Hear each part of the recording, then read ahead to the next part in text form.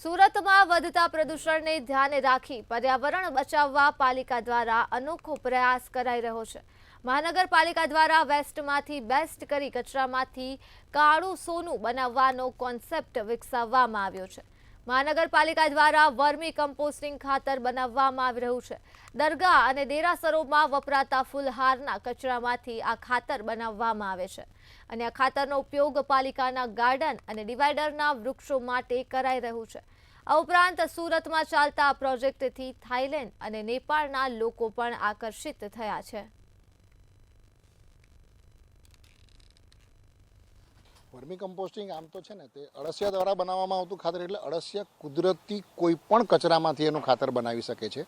પણ સુરત મહાનગરપાલિકાએ જે કોન્સેપ્ટ વિચારેલો છે એ મંદિર દેરાસર અને ફૂલો મંદિર દેરાસરમાં દરગાહમાં જે ફૂલો વપરાય છે એના કચરામાંથી આપણે આ ખાતર બનાવવાનો કોન્સેપ્ટ બનાવ્યો છે। વેસ્ટમાંથી બેસ્ટ રહે છે, કઈ રીતનું રહે છે આખું? હા, આ વેસ્ટમાંથી બેસ્ટ અંતર્ગત જ આ પ્લાન્ટની ગણતરી થાય છે। આપણે દરેક મંદિરો દરગાહ અને દેરાસરોમાંથી ફૂલો ઉઘરાવીને અહીંયા લાવીને એમાંથી આપણે આ ધરતીનું કાળું સોનું કહેવાતું અળસિયાના ખાતરનું ઉત્પાદન કરીએ છીએ।